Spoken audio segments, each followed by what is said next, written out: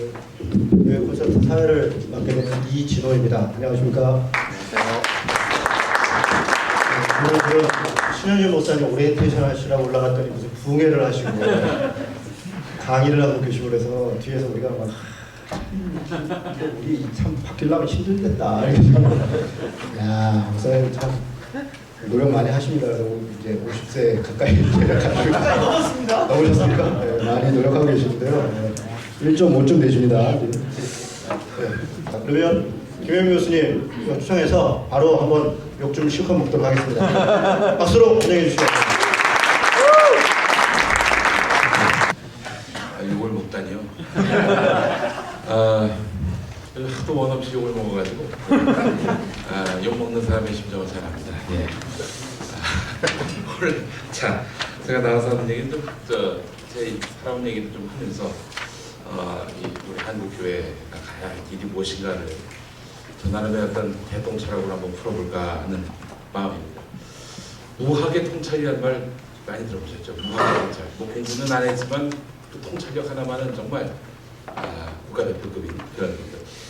저희 할머니가 대표적으로 그러셨습니다. 제 할머니는 뭐 여느 다 80, 90대의 그 노인들이 다 그렇습니다만은 학교를 가지 못하셨습니다. 학교 가고 싶었는데 남동생에게 다 모든 것들을 물려줘야 했던 그 기득권이나 그런 기회를 그러다 보니까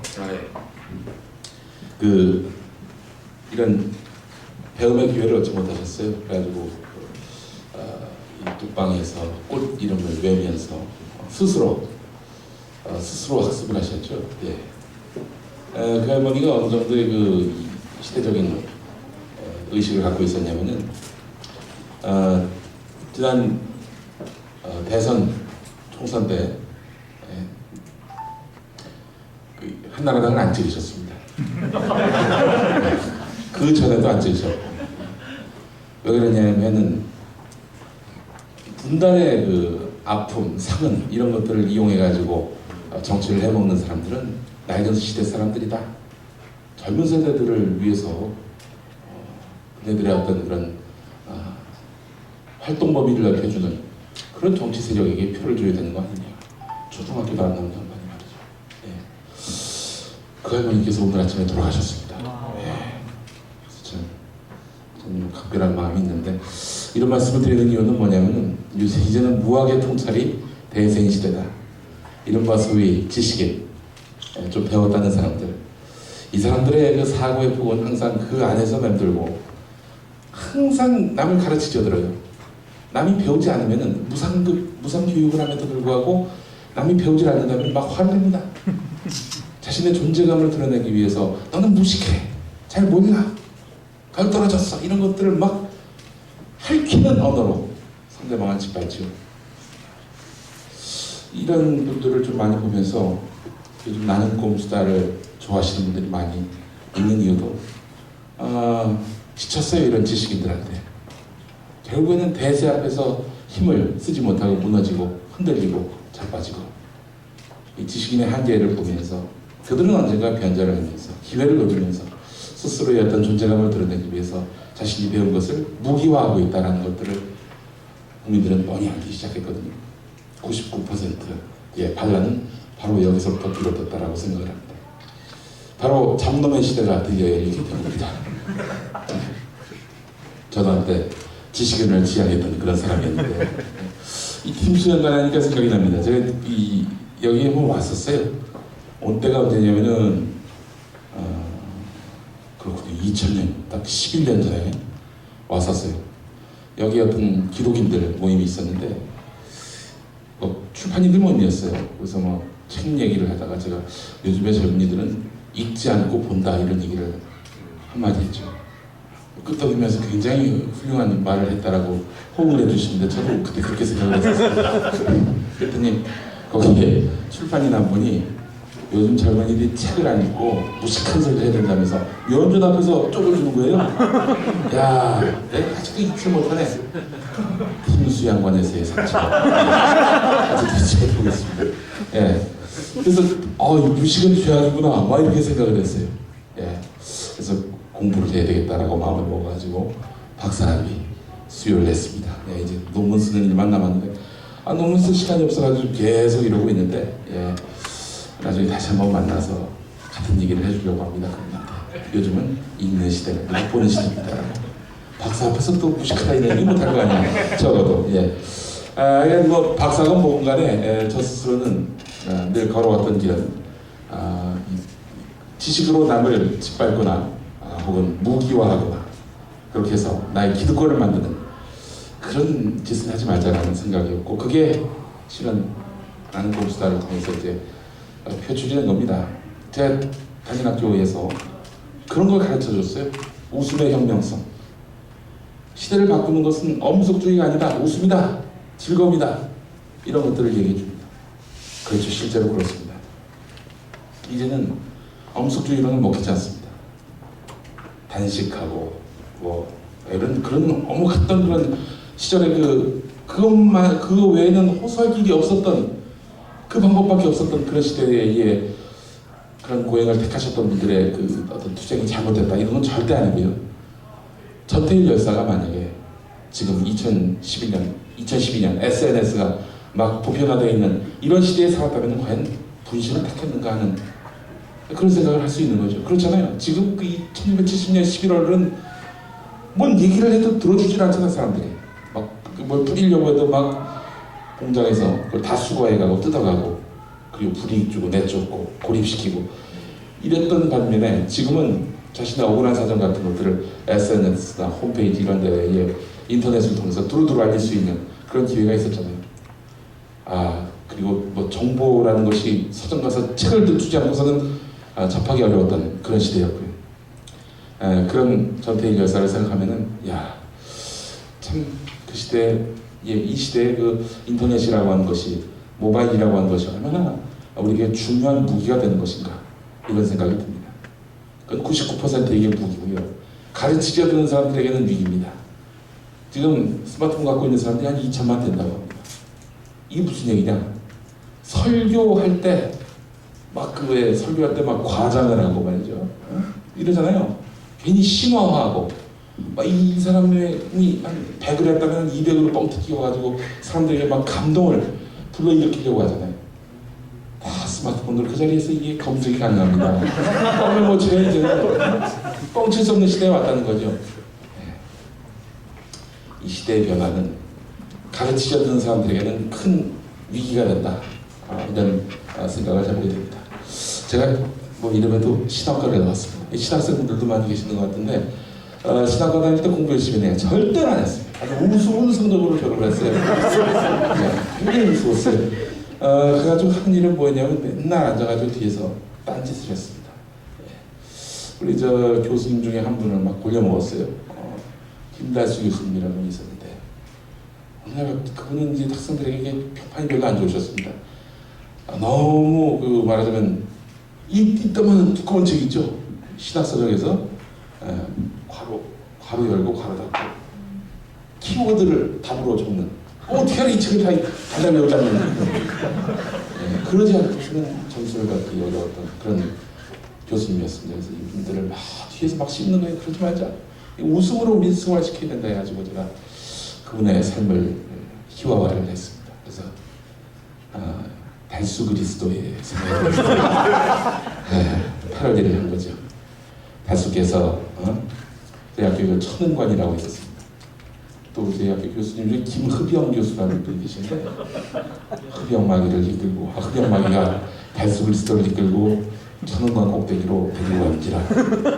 여기서 뛰어내리면은 이 대학을 너에게 다 준다. 흡영마귀가 오시니 이게 달수 그리스도께서 실제로 뛰어내리시더라. 전치 10주의 중상을 입으시더라. 뭐 이런 것도 했고 달수인가 이런 것도 만들었어요. 달수 부활 못했네 뭐 이런 것도 만들었어요. 달수가 우리를 부르는 소리 그 음성 시끄러워 뭐 이런 거 만들었어요. 난리가 났죠. 학교에서는 그러다가 4학년 2학기 전공 과목 반드시 들어야 하는 전공 필수 과목 듣던 와중에 걸렸습니다. 걸렸어요. 제가 한 소리가.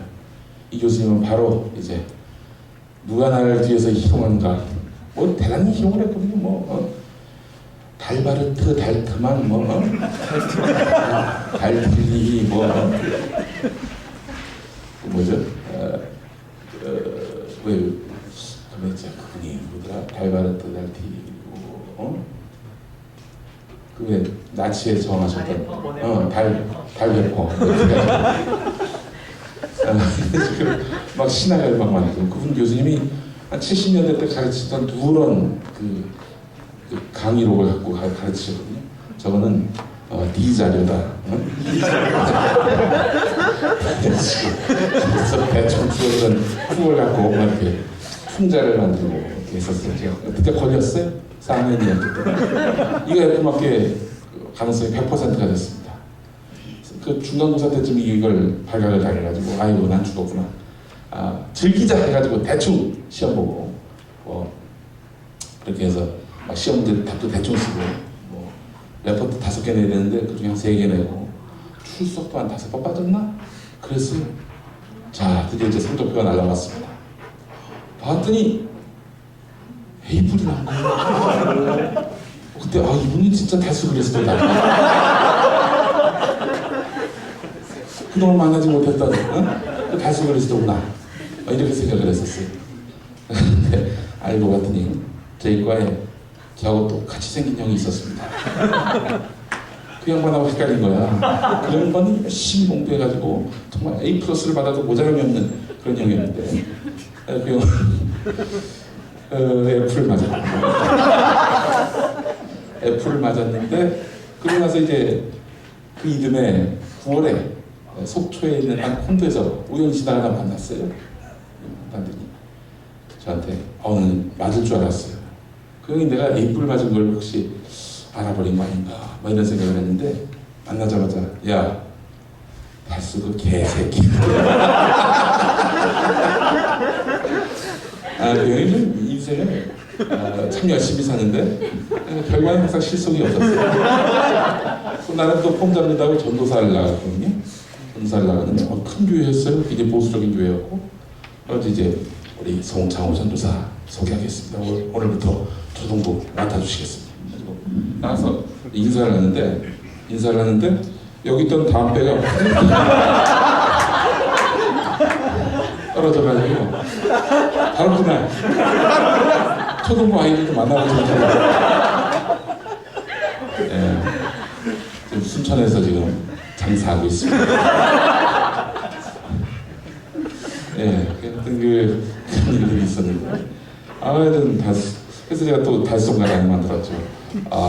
달수님의 은혜로 A뿔을 받은 자 뭐 이런 그런 일들도 경험을 했고요. 이런 삶을 늘 살아왔기 때문에 모든 것들이 다 패러디를 소재가 됐던 거죠. 이런 가락이 작년에 이제 내곡동 가까이 가는 불멸의 패러디 찬송가가 나오게 이제 그날 그 찬송가 그걸 만들게 된 게 그날 목사 아들이라고 김어준 씨가 문재인 그리고 이정희, 박지원 이 세 사람 나왔을 때 예배 형식으로 하자고 그래서 이제 제가 저보고 사회를 맡기고 중간에 달성가가 아니라 찬송가를 부르게 하자. 무슨 찬송가로 할까 했을 때 이제 정봉주 의원이 내가 교회는 안 다니지만 내 주를 가까이 난다. 이걸로 하자 해가지고 내곡동 가까이를 한 3분 만에 패러디를 해가지고 만들어냈습니다. 이게 뭐 불순하고 뭐 교회를 음해하고 그게 아니야. 신학교 때부터 늘 그래왔던 나의 삶이야. 우리 김다수 교수님 얼마나 저에게 그 순환을 당하셨냐면 다시 순환이 그때 그 기억이 나는 게 그 학교 다닐 때였는데 우리 저 당시 총장이 아주 그냥 뭐 무슨 틈만 나면 뭐 담화문을 갖다 이렇게 붙였어요. 왜 그런 사람들이 있잖아요. 내가 총장이 나는 총장이다 이걸 보여주려고 뭐 말도 안 되는 불조심을 하자. 뭐 총장이 아니 뭐 지가 내무부 장관도 아니고 말이야. 뭐 불조심하자 이런 담화문 내고 길 가다 뭐 인사하자 이런 걸로 담화문 내고 캔디지를 크게 전교에 붙이는 거예요. 그래서 제가 이제 하는 좀 일찍 학교에 와가지고 이제 홈택에 굉장히 관심이 많거든요. 똑같은 글씨체로 총장 최병준 자리에다가 총장 김달수 이다 붙였죠. 교수님이 출근을 하셨는데 영문도 모르고 붙잡혀가서 깨졌다. 그런 일도 있었고 문건 위주로 제가 아주 잘합니다. 그래서 이제 어떤 그 세미나 광고가 있었는데 발제 암흑의 교수, 논찬 암흑의 교수, 똑같은 글씨체로 반찬 이런 쓸데없는 짓거리를 많이 있었습니다. 제 삶이 그랬어요. 그러다가 이제 결국에는 졸업을 하고 방송사에 취업을 하고 들어갔던 방송사가 이제 극동방송인데 거기는 이제 딱 그 정문을 통과하는 순간 타임머신을 타고 1970년대로 돌아가는 듯한 그런 분위기입니다. 얼마나 대단했냐면은 사장님 말씀이고 하나님 말씀이었어요. 뭐 그 얘기는 뭐 이 시간에 얘기하면 굉장히 길어질 것 같고 하여간 그런 경험을 한번 해봤고 또 CTS라고 우리 저 회장님이 또 이 핑령 때문에 아마 또 들어가실 것 같아요. 또 이게 그 양반 보면서 제가 MB를 공부했습니다. 전과 10범이에요, 양반이. 그런 걸. 그리고 확 나와가지고 굉장히 홀리한 척. 정말. 너무 재밌었습니다. 기독교 TV 그 감 회장이 들어오시기 전에 그 외환위기를 맞았을 때 말이죠. 당시 CTS에서 무슨 일이 있었냐면은 그 월급을 못 줬어요. 제작도 못 하고. 왜냐면은 여러분 텔레비전 제작비가 보통 많이 들어간 게 아닙니다. 1000만 원은 확 넘어가요. 보통 신문사에서 큰 무슨 기획을 한다 그러면 뭐 500만 원, 1000만 원 그 정도거든요. 근데 방송사는 500만 원, 1000만 원하고 프로 만들 수가 없어요. 굉장히 비용이 많이 들어갑니다. 그러다 보니까 IMF 외환위기가 닥치면서 제작을 할 수가 없는 거예요. 어떻게 했느냐? 옛날에 틀었던 프로를 계속 트는 거지. 어떤 교회 그 여성분님 같은 경우에는 성형수술을 했는데 성형수술하기 이전에 촬영했는데 100방, 200방 이렇게 나가니까 전화가지고 읍소를 하시는데 제발 좀 틀지 말라고. 옛날 우리 다 나오잖아요. 왜 보면 어떤 그 사람들이 나오면은 이름, 뭐 사는 곳, 그리고 뭐 어느 교회 다니고 몇 살이고 다 나와. 인상, 자기 개인 신상이 다 나오잖아요. 그러니까 이제 그걸 좀 제발 내보내지 말아달라고 막 그렇게 애원을 하는 그런 일도 발생할 정도로 옛날 계속 들었던 거죠. PD들은 뭐 했느냐? 옛날 거 트는 일만 했습니다. 트는 거. 테이프 빼다가 테이프 집어넣고 테이프 빼다 집어넣고 이런 일만 하다가 거의 그걸로 월급을 받아갔는데 월급도 못 받았죠. 그래서 어느 날이었습니다. 밤 12시에 이제 체인지가 됐어요. 업무가 바뀌어가지고 공항식 선배라는 분이 있었는데 이 양반이 일 마치고 이제 집으로 가는 길이었습니다. 가면서 다음 바톤 인계자에게 야, 나 오늘 생일이다. 가는 거예요. 얼마나 씁쓸해. 월급도 못 받고 IMF에 직장이 없어질지도 모르는 그런 상황에서 뒤에 근무했던 사람이 너무 마음이 짠한 거예요. 그래서 우리가 이 동료애를 잊지 말아야겠다라는 생각이 들어가지고 한 40분인가요? 그 고항식 씨 퇴근해서 집에 있을 고항식 씨한테 전화를 합니다. 황씨가 TV 한번 켜봐라. TV를 딱 켜니까 자막으로 황씨가 생일 축하해. 이 전국의 방송이 됐다는 거예요. 네, 재밌었던 시절이었죠. 기독교 TV의 그 당시 선배들은 아주 우리 믿음과는 무관한 분들이 많았습니다. 교회 생전 처음 나간 분들이 대부분이었어요. 예. 그리고 고항식 선배 같은 경우에 딱 면접을 봤어요. 면접관이 성경이 몇 권인가? 이렇게 물어봤어요. 이 사람이 너무나 자연스럽게 해맑게 2권입니다. 이런 거예요. 어째서 2권인가? 집에 1권 있고 기독교 TV 들어오고 또 1권 샀습니다. 신약 1권, 구약 1권이 아니라 가장 은혜롭게 읽은 성경 말씀이 뭔가? 알지? 읽어본 게 있어야지. 한장 고민한다. 골라디아서. 골라디아서가 있어. 또 다른 선배 같은 경우에는 자네 어느 교회 나가나? 소망교회 나갑니다. 소망교회? 담임 목사님 누구지? 여기서 탁 막힌 거예요. 담임 목사는 무엇인가? 한참을 고민했습니다. 담임 목사? 그게 뭐지? 그러다가 예를 들어서 아무개 목사님이면 됐어요. 아니 아무개 목사? 어느 소망교회인데? 신사동에 있는 소망교회요. 아니 근데 그러니까 담임 목사가 누구냐니까? 그 아무개 목사예요.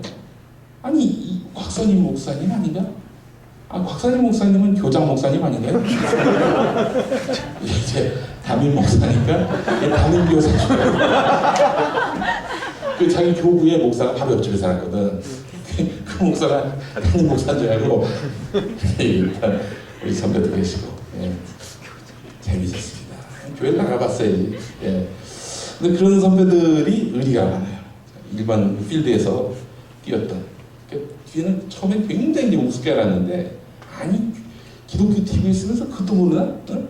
이 사람들 교회도 안 나오고 왜 여기 있어? 이렇게 생각을 했는데 한 기독교 TV를 갖고 막 이렇게 주물럭주물럭 거렸던 목사들, 장로들 보면은 이 사람들보다도 교회 안 다니고 뒤에서 몰래 담배 피우는 이런 선배들이 훨씬 더 의리가 있고 예수에 좀 더 가까웠다고 저는 생각을 해요.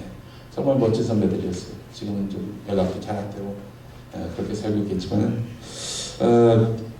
기독교 TV 있다가 제가 나중에 이제 기독교 TV 들어가가지고 딱 생활을 했는데 사장의 그 회계 부정 비리 이런 것들이 딱 눈에 보이더라고요. 그래서 이걸 문제 삼고 이제 노조를 만들어가지고 활동을 하다가 잘렸죠. 그 잘렸는데 구조조정이 된 건데 구조조정이 된 게 이제 신혼여행 돌아와 보니까 구조조정이 된 거예요. 막 노사분규를 막 하던 차에 결혼을 해가지고 신혼여행을 갔다 왔더니 잘리게 된 거예요. 그냥 잘렸죠 그렇게. 와 신혼부터 잘리기 시작하는데 막막하더라고요. 하지만 하나님의 은혜로 그 길로 참 열심히 살아왔습니다. 취업은 전혀 안 됐어요. 정말 취업만 하러 가면 취업하러 가기만 하면은 노조에 대해서 어떻게 생각하느냐, 회사에 어떤 부정비리가 있었을 때 어떻게 대처할 것이냐 물었을 때 노조 열심히 했습니다. 그 당연히 사원으로서 회사를 걱정하는 마음에서 문제 제기해야죠. 되는 데가 없어 되는 데가. 그래서 그 뒤로 정말 생계형 시사평론가를 하게 된 거죠. 먹고 살기 위해 시사평론을 하는 세계 유일의 주인공이 됐습니다. 네. 자 그러다가 후에 나는 꼼수다를 만들게 됐느냐. 어느 누구도 공동체에서 받아주지 않으니까 이거 그렇다면 잘리지 않을 방법이 없을까라는 고민이 저에게 생겼고 그것이 바로 새로운 언론사를 만들어야 되겠다는 그런 어떤 포부 이걸로 이어지게 됐습니다. 그래서 이 연락에 연구를 했죠. 언론사가 이 자본으로부터 권력으로부터 자유로울 수 있는 방법은 있을까? 이런 고민이 앞서는 거예요. 당장 뭘 방송을 만들려고 해도 장비를 사야 될 거 아니야. 또 사람을 써야 되는 거 아니겠어요? 이걸 계속 이걸 연속성 있게 이어가려면은 이 수익이 창출돼야 하는 건데 요즘 무수하게 많이 생긴 그런 언론을 누가 서포팅 할 것인가? 서포팅하는 사람이 있다 하면 결국 그 사람의 어떤 정치적 목적 이런 거에 또 좌지우지 될 텐데 그렇다면 그 언론이 제대로 된 언론이 될 수 있겠는가? 이런 고민들이 많이 있었던 거죠. 이런 와중에 김어준 씨하고 제가 고민을 같이 나누게 됐고 뭐든 한번 해봅시다. 우리가 돈이 안 드는 걸 방향으로 해가지고 한번 해봅시다. 그래서 이제 돈이 안 드는 매체를 만들 방법들을 무수히 연구했죠. 그냥 아주 안 될 수는 없습니다만 라디오가 가능하겠다. 또 게다가 스마트폰이 급격하게 보급되고 있는 이런 상황이라면 스마트폰 기반의 새로운 미디어를 만들면 이게 히트 가능성이 있겠다라고 판단을 해서 이 스마트폰이 갖고 있는 그런 개인 미디어의 속성들 그렇잖아요. 스마트폰은 같이 봅니까? 혼자 보지. 그렇다면은 개인 미디어 하면은 TV는 개인 미디어가 아니죠. 다중이 같이 볼 수 있는 라디오다. 라디오와 이 스마트폰은 찰떡궁합이다라고 판단을 해서 이제 라디오 방송을 만들기로 한 거죠. 이런 와중에 정봉주 의원을 끌어들이게 된 겁니다. 근데 달려라 정봉주라는 책을 보게 되면 자기하고 김어준이 같이 고민을 했고 나중에 김용민을 끌어들였다는 건 말도 안 되는 구라가 개구라가 들어있어요. 원래는 말 그대로 정말 뻥입니다. 대법원은 그런 허위 사실 유포를 하니까 감옥에 갑니다. 승사는 그래서 시작을 했고 코엔가 가가지고 시사인의 주진우 기자 끌어들여가지고 4인 체제로 해가지고 오늘에 이르게 된 거죠. 예. 이렇게까지 칠 줄은 몰랐습니다. 오늘도 아침마다 다 나꼼수로 심지어 일면에까지 실리고 그러는데 저는 아직 이게 정리 잘 안 돼요. 대부분 다 비판하는 기사거든요. 근데 이제 그런 얘기도 있잖아요. 부고란에만 안 실리면은 무조건 좋은 거다. 이런 얘기를 합니다. 그래서 뭐 뇌물죄로 붙잡혀 들어갔든 뭐 어떤 명목으로든 언론에 노출되는 것이 제일 나은 것이다. 그러니까 이런 상황에 대해서 즐길 줄 알아야 된다. 이런 얘기를 정봉주 의원이 하고 있습니다. 실제로 정봉주 의원이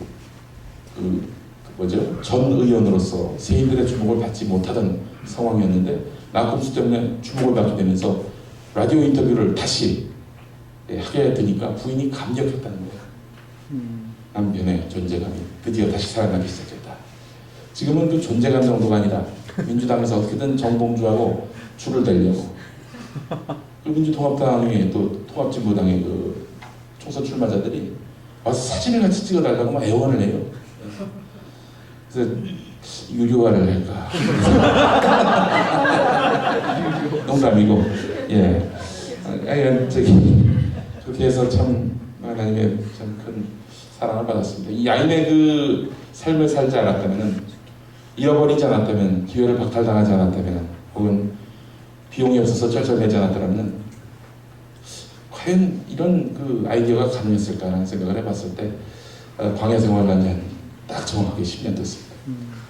예, 딱 10년 동안의 그 트레이닝 과정을 통해서 나는 공부자라는 그런 길을 인도하신 하나님을 생각하면 너무나 감사하죠. 지금 저희 방송 듣는 사람들이 회당 다 합쳐서가 아니라 회당 한 번 낼 때마다 1,100만이 듣는 걸로 추산되고 있습니다. 예, 1,100만이면 이게 예, 감사합니다.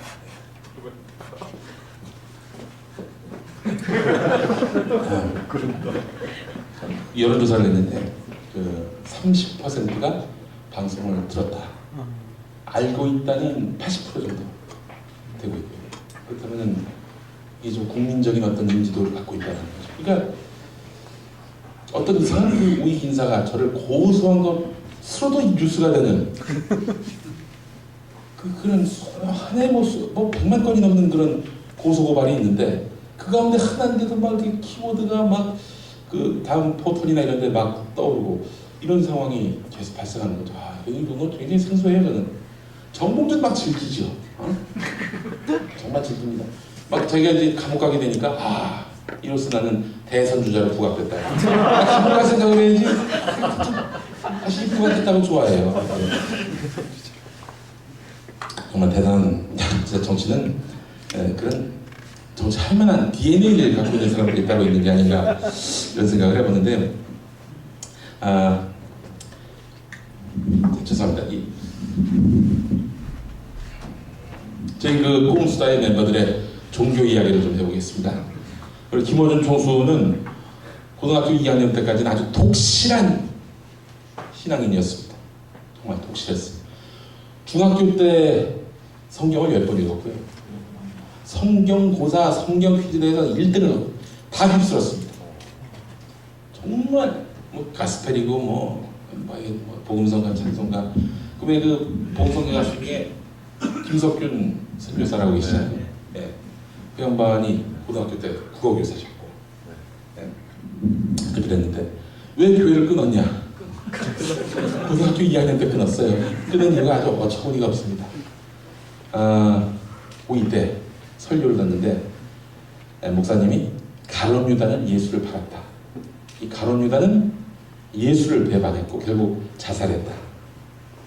그리고 지옥 갔다. 짠! 이 멘트에 아주 확 뚜껑이 열린 거예요. 왜 그러느냐? 아니 예정설에 의하면 가룟 유다는 이 지상에서 자기 할 역할 다 한 거 아니냐? 그렇지 않나? 만약에 가룟 유다가 막 행여 대본에 없는 그런 행동을 해가지고 예수를 팔지 않으면 예수는 또 내려와야 된다. 자기 역할에 충실한 그런 가룟 유다를 그래놓고 지옥에 보내? 이런 반칙이 어딨냐? 난 이런 쪽이 안 봅니다. 너무 어렵잖아요. 이런 식으로 해서 목사님, 전도사님한테 따졌는데 이런 목사님, 전도사님이 맞다가 대답을 잘 못한다는 거예요. 근데 외경을 보니까 그런 이제 가룟 유다가 나중에 구원받았다고 그런 얘기도 있는 모양인가 봐요. 프로포로 신학을 해가지고 그것까지 제가 잘 모르는데 이 김호준의 속성이 바로 여기서 드러납니다. 비겁한 걸 굉장히 싫어하고 그리고 공평하지 않은 것들에 대해서 용납을 잘 못합니다. 그래서 사실은 김호준 하면은 황우석 교수를 굉장히 옹호했던 황바로 알려져 있잖아요. 근데 김호준이 황우석에 대해서 언급한 내용들 제가 두루두루 살펴봤는데 이런 겁니다. 황우석이 잘못했다, 너무 조작했으니까. 근데 욕먹어야 될 부분이 60이라면은 이 사람은 지금 욕을 200을 먹고 있다는 거예요. 60만 먹게 해야지. 왜 200을 먹게 하느냐. 실제로 얼마 전 그 판결 결과를 보면은 논문 조작에 관해서 황우석 교수가 지나치게 과잉으로 징계를 받았다. 미즈메디 병원도 말하자면은 나중에 황우석하고 등 돌렸던 그런 주체가 바로 미즈메디 병원이죠.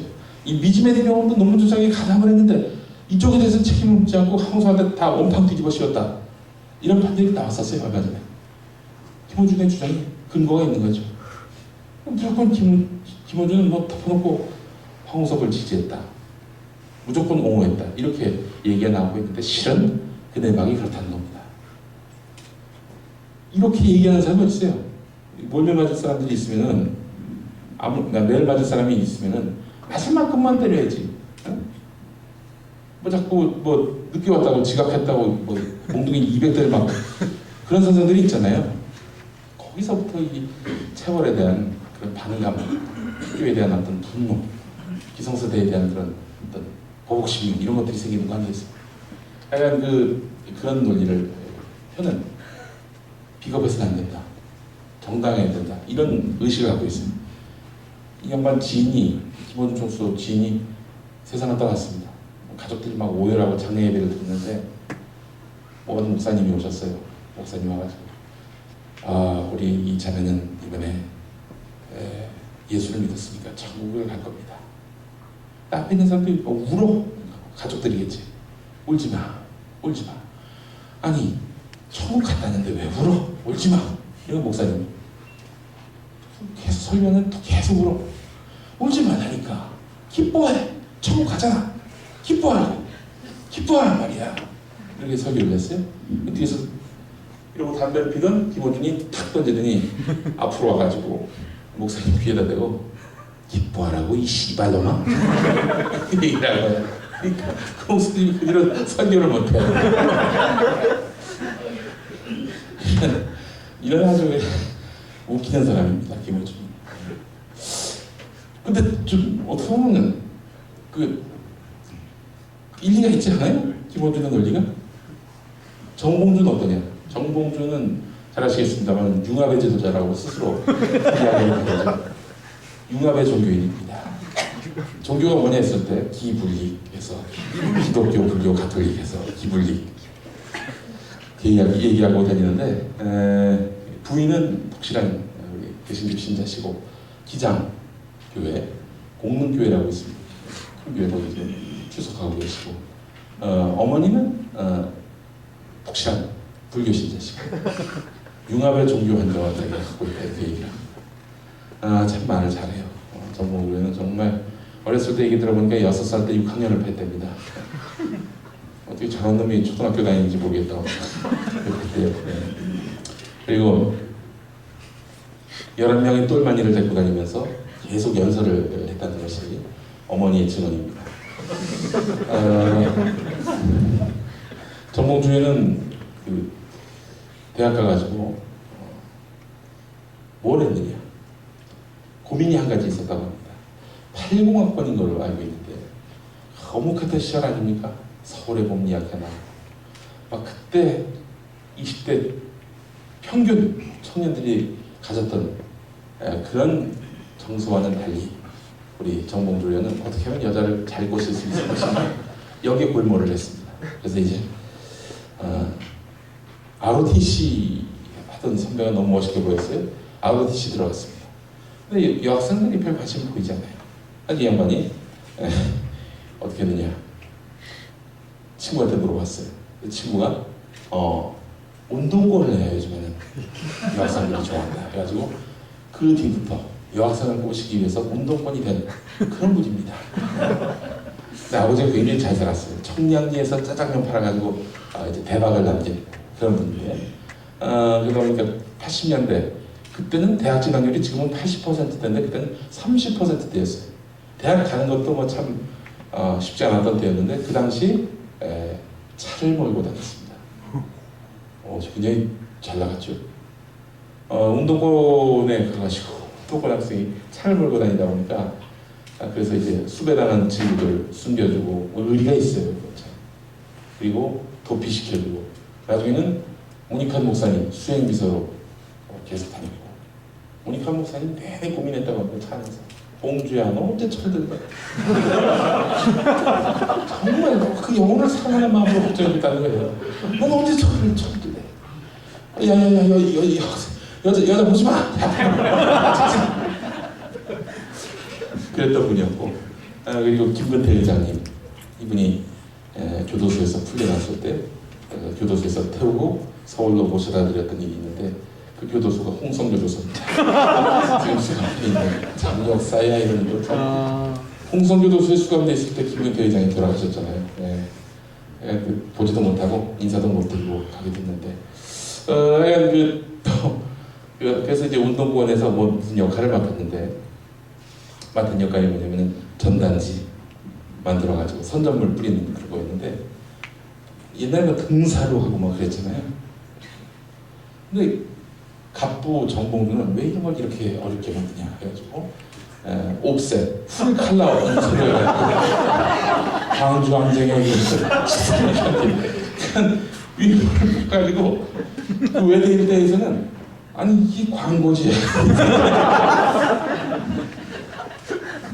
그렇게 해서 여학생들이 꼬시고 말이죠. 그랬던 정봉주 의원이었습니다. 그런 정봉주 의원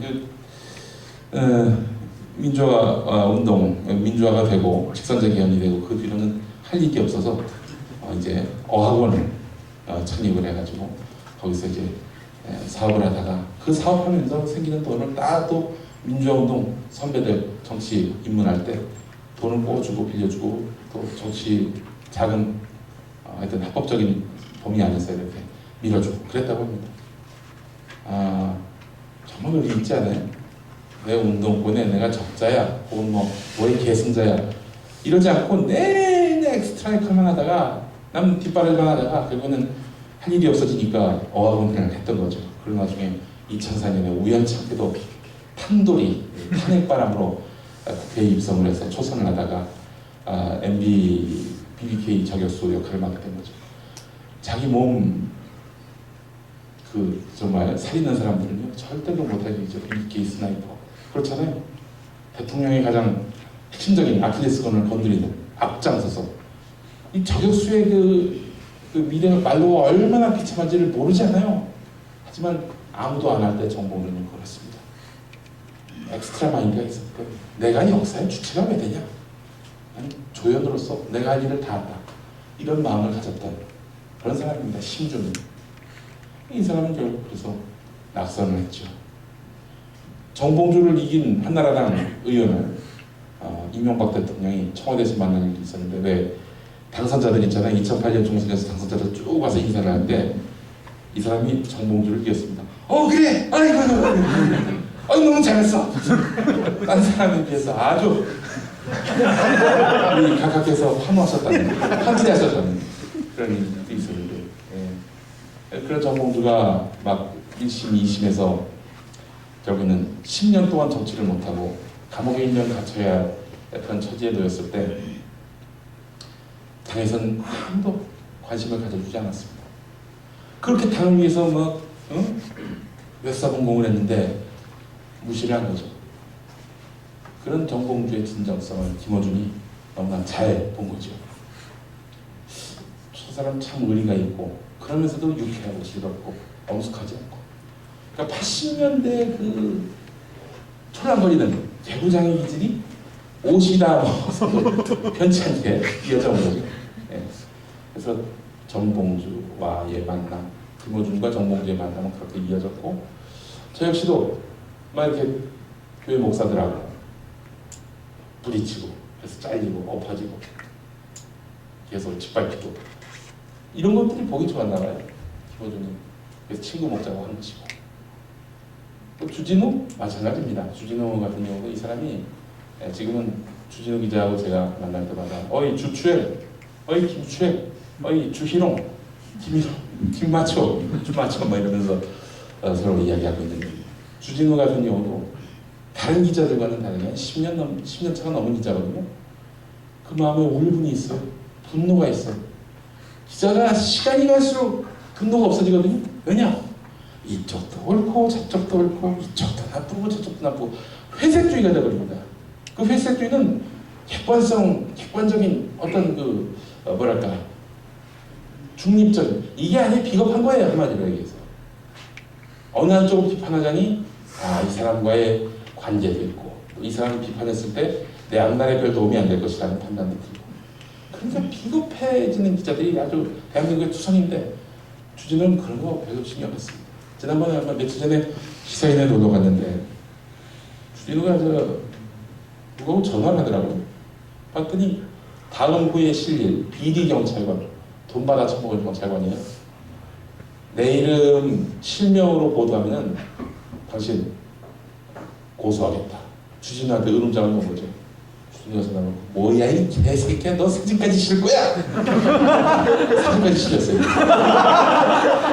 경찰관 잘렸고 고소도 못했고. 그 사람의 기사 쓰는 건 뭐냐면 철저하게 그 취재합니다. 완벽하게 취재해요. 사리분별 A부터 Z까지 다 살핍니다. 그런 다음에 이 새끼는 나쁜 새끼다, 죽여야겠다, 뭐 이런 마음을 갖고 기사를 쓰는 거예요. 이 뭔가 옳고 그름에 대한 그런 시시비비에 대한 안목들을 계속 가지고 있는 것이죠. 기자의 가장 중요한 미덕입니다. 이번 정권 들어서 언론들 어떻습니까? 시시비비 기능이 없어졌어요. 아예 이쪽 얘기 반, 저쪽 얘기 반, 그리고 무슨 뉴스 아무 얘기다, 이러고 끝내요. 방송 뉴스뿐입니까? 신문은 더 심하죠. 아예 노골적으로 MB편, 노골적으로 자본편, 이러면서 사안을, 본질을 그 좋은 머리, 잘난 펜대로 왜곡하잖아. 이런 건 기자라고 말 수가 없습니다. 주진우는 철저하게 양자편에 서서 글을 써왔던 입장인데, 뭐 조폭, 종교 권력, 혹은 뭐 국가 권력, 자본 전혀 무서워하지 않습니다. 주진우는. 최근에 너무 괴로워. 자신이 마초라고 이렇게 불리는 것에 대해서 여성들의 어떤 그런 권익을 위해서 나름대로 진정성 있게 일해왔던 주진우였거든요. 최신실 씨와 관련해서 친권 문제 걸렸을 때 자격 없는 아버지가 아니라 자격 있는 엄마, 그 가족이 자녀를 키울 수 있도록 법을 개정해야 된다는 캠페인성 기사를 앞장서서 썼던 사람이 바로 주진우 기자입니다. 단 한 번도 여성에게 그렇게 심한 말을 한 적도 없고, 인격적으로 예우하는, 너무 이건 뭔가 당연한 거지. 이거 특별히 뭐 잘한다고 말할 수도 없는 부분인데, 누가 봐도 어떤 양성평등에 관해서는 관념이 투철한 그런 사람인데, 최근에 이렇게 좀 몰리는 양상을 보면서 마음이 많이 아파하고 있는 것 같다. 그런 생각을 갖게 됩니다. 주진우 같은 경우에는 종교가 없습니다만은 여러분들보다 성경을 많이 읽었다고 생각이 들 정도로 성경, 신앙서적은 모두 다 봅니다. 조용기 전집 다 읽었어. 조용기 설교를 6개월 동안 가가지고 메모해가지고, 이게 모두 다 취재 행위였죠. 지난번에 어느 교회 목사인지는 말하지 않겠습니다. 교회 목사 불륜을 취재를 안 한단 말이죠. 어떤 것까지 증거 채집을 하느냐? 그 목사와 불륜의 여성이 같이 밥 먹고 한 방에 있는 사진은 물론이고 그 목사의 속옷을 왜 지퍼락이라고 하죠? 그걸 들고 다니더라고요. 그러니까 이 주인공에 대해서 종교 권력자들이 어떻게 할 수가 없는 거야. 너무나 완벽한 증거를 갖고 있습니다.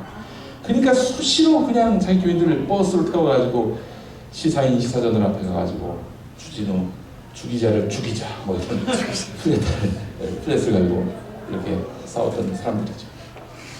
이렇게 해서 독특하다면 독특하고 정말 특이하다면 특이한 네 사람이 뭉쳐서 이제 작년 4월부터 반란을 일으키기 시작했습니다.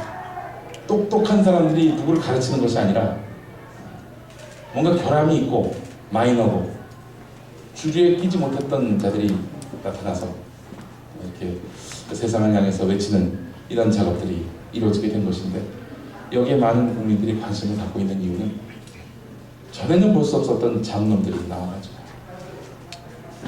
삼류의 언어로 세상을 이야기하고 있지 않습니까?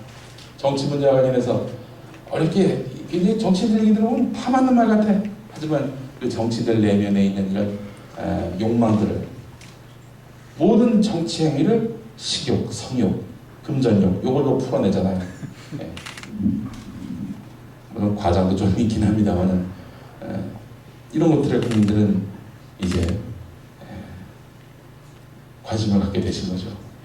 저희가 뭐 국민들을 계도했다, 선동했다, 천만의 말씀 그렇지 않고 국민들이 이제 저희들을 선택하셨다라는 생각이 듭니다. 선택도 할 수 있고 버릴 수도 있다라는 것이 저희들의 생각입니다. 국민들은 그렇게 이제는 더 이상 가르침을 받기보다는 옆에서 조언해주고 설명해주고 이렇게 조근조근하게 이렇게 말하자면 이 사안에 대해서 설명해줄 수 있는 그런 이웃을, 친구를 원했던 것 같다는 느낌을 저는 받습니다. 그래서 사실은 정부는 긴장을 하고 있어요. 어떻게든 이 낙곰수를 없애버려야 될 텐데, 제거해야 될 텐데, 그래서 별 방법을 다 썼습니다. 정봉주를 구속시킨 게 대표적인, 감옥에 보냈죠. 감옥에 보냈는데 홍성으로 보냈어요. 제가 일주일에 한번 무슨 일이 있어도 면회를 간다. 정봉주를 외롭게 하지 않겠다. 이런 마음으로 이제 가는데, 이야, 이게 대단합니다. 금요일에 대체로 가는데요. 금요일 아침 9시에 모여가지고 차로 이동합니다. 난 12시에 도착해요. 면회를 하죠. 한 15분 합니다. 아무 서울도 올라와야 되잖아요. 금요일 오후 때 얼마나 또 차가 밀리니까 한 4시간, 5시간 걸려요. 하루가 다 하루가. 홍성 보냈을 때, 얘, 우리가 왜 이러지? 아니, 홍성이면 그래도 비교적 가까운 편이니까 저 장흥, 목포 이런 데 보낼 줄 알았어요. 근데 생각해보니까 가면 꼼꼼하셔. 목포는 비행기 타고 가면 금방 갔다 와. 근데 홍성은 이게 비행기도 안 가면 그대로 차로 가야 되는데 오가면 하루 가다가 지쳐서 나 자빠지겠지, 이런 마음을 갖고 있는 것 같고요. 두 번째 타깃이 지금 주진우고요. 온갖 형태, 소소한 것까지 다 소송을 겁니다. 그래서 저희는 사실은 경찰이 부르면 나가서 다 소원에 응할 생각이었는데, 지금 이 친구들의 계략은 뭐냐면 나오든 말든 그 계략에 상관없이 족친다 이겁니다. 그 얘기 누가 했냐면 경찰 간부가 얘기해 준 거예요. 그러니까 너 소원 응하지 말라. 아니 그렇게 얘기해요. 저도 응하지 않아요. 지금 거의 2군데서 계속 나오라고 초청장을 보내오는데 출석 요구를 계속 받고 있습니다. 안 나가요. 뭐 아쉬우면 체포하겠지. 체포하면 걔네들이 스스로 리스크를 지는 거고. 그렇습니다. 이렇게 하든 저렇게 하든 우리는 쫄지 않고 니들을 비웃고 있다는 사인을 우리는 좀 보여줄 필요가 있는 것이고, 독하는 공안 권력을 이용해서 표현의 자유를 압살하려는 이런 태도에 대해서 우리는 쫄지 않고 비웃을 뿐이다. 이런 자세를 계속 유지하려고 하는 것입니다. 얼마나 오래 갈지는 모르겠습니다. 그러나 하여간 저희는 이 정권 아래서 우리를 얼마나 언론을 통해서, 권력을 통해서, 자본을 통해서 괴롭혀왔습니다. 이런 거에 굴하지 않고 나가는 잡놈 정신, 어떻게 손댈 수 없는 그런 잡놈 정신으로 똘똘 뭉쳐야 되겠다. 이런 생각을 지금 갖고 있는 중입니다. 광대를 탄압하는 지도자는 몇 개 없었습니다. 연산군 이후로는. 그렇잖아요. 박정희가 있었나? 노골적이진 않았습니다. 연산군 보세요. 왕의 남자 보면은 공길이, 장생, 육갑이가 막 저작거리에서 왕과 장녹수를 막 비꼬고 풍자했잖아요. 영화상에서 보면은 연산군 앞에 가가지고 공연을 해가지고 연산군이 쾌히 웃으면서 뭐 포용해준 것처럼 돼 있지만 실제 기록을 보면 의금부로 가서 존나게 맞았다. 이게 이제 역사적 사실인 거죠.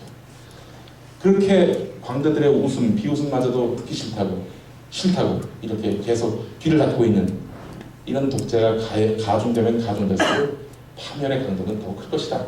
저는 그렇게 생각을 하고 있고요. 그 파멸의 날, 떡 돌리는 날에 쫄지 않고 살아있었다. 이 모습을 보여주는 것이 그나마 역사에 우리가 해야 될 일이 아닌가라는 생각을 해보게 됩니다. 한국교회와 관련한 이야기를 좀 하자면은 다른 건 몰라도 이제는 꼰대 시대는 끝났다. 목사 스스로도 잡놈 마인드로 무장하지 않으면 이제는 성도들 앞에서 힘을 얻게 어렵다. 강단 위에 올라선 새로운 권력자 이제는 용인하지 않습니다. 1%의 그런 독점, 탐욕 이제 대중은 각성하기 시작했던 거죠. 그렇다면 그 1%는 1%화 되는 권위보다는 99% 안에서 추앙되는 잡놈 마인드로 똘똘 뭉쳐지는 그런 리더십, 지도력을 갖는 것이 이 시대의 가장 뭐랄까요, 빛나는 목회 리더십이 아닌가라는 생각을 해봐요. 참 교회 현장 목사님들 설교를 듣고 또 교회 현장에서 목회하는 목사님들 보게 되면 관성에 의해서 계속 돌아가죠. 여기 계신 목사님, 신학생들은 안 그렇겠습니다만 전도사님 안 그렇겠습니다. 상당수 목사님들은 신학교 4년 동안 공부한 거 그거 갖고 평생을 우려먹잖아요. 제가 근처에 큰 교회가 있습니다. 어느 교회라고는 말하고 싶은데 말하세요. 말하지 않은 이유가 없어요. 저기 세대 교회 서강성 목사님 그 교회 가도 놀랐어요. 교회가 엄청 큽니다. 설교 듣고 더 놀랐어요. 종려주의를 갖는데 말이죠. 설교 내용이 뭐냐? 구레네 시몬이 억지로 십자가를 졌다. 헌금 내기 싫지? 억지로 내.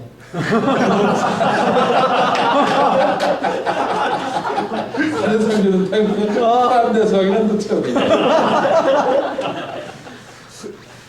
그 정공주가 대단한 깔때기다 이러는데 여러분들 우리 서강석 깔때기 앞에서 택도 없습니다.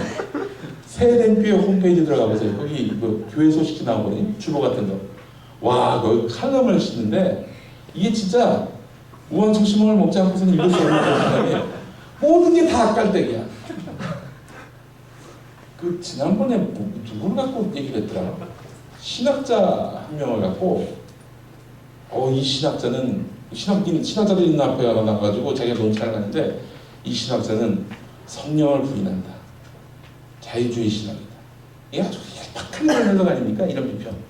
그랬더니 거기에 앉아있던 신학자들이 반성의 눈빛이 가득했다. 나의 얘기가 귀담아 들으면서 제가 다시 한번 생각하게 됐다라고 이야기하는 것 같았다. 뭐 이런 식의 이런 말도 안 되는 깔때기를 들이대는 거예요. 그 미국의 아들을 데리고 갔는데 부시아 가문 이사를 할 기회가 있었나봐요. 부시아에서 절대면 뭐 이랬나봐. 아들이 아니 아버지는 한국의 차세대 목회자인데 그 아들도 웃겨. 나 자꾸 보면 그걸 어떻게 차세대 목회자신 차세대 한국교회 지도자신데 그 부시한테 너무 곱실거리시는 거 아닙니까? 아들아 아니다. 나라의 국익을 위해서라면 내가 부시의 후두미창이라도 할 수 있다. 이런 멘트를 하는 거야.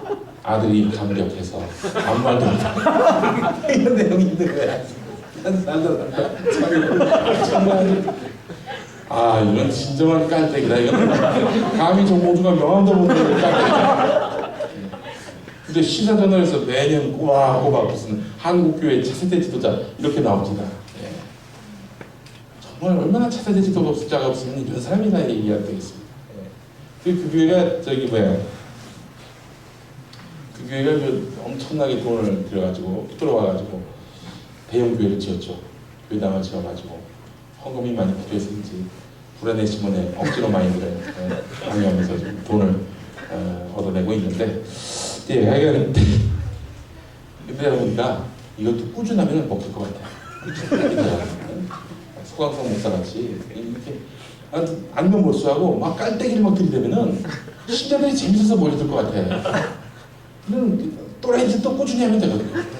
꾸준히 하지 않기 때문에 문제야.